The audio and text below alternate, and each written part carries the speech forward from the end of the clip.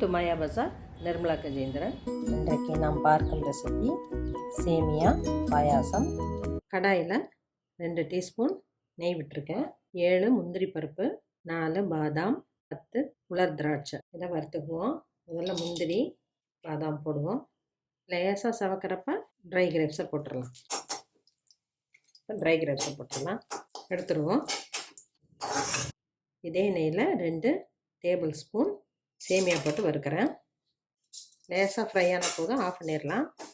பக்கத்துலேயே 1 கப் தண்ணி வச்சு கொதிக்குது, அதை எடுத்து ஊற்றிடலாம். இது கொஞ்சம் நேரம் வேகட்டும். 3/4 வந்துருச்சு. வெந்திருக்கணும், ஆனால் ரொம்ப குழையக்கூடாது. வெள்ளைப்பாகு 3 டேபிள் ஸ்பூன் ஊற்றுறேன். ஒரு கொதி வரட்டும்.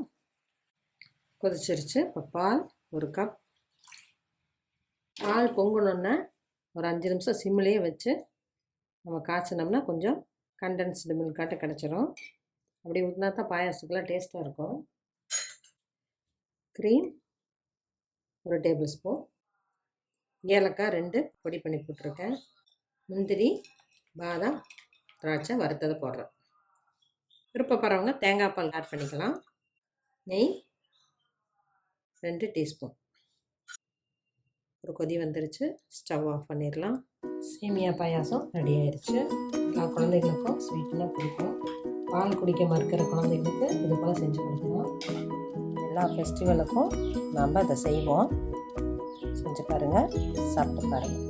தேங்க்யூ.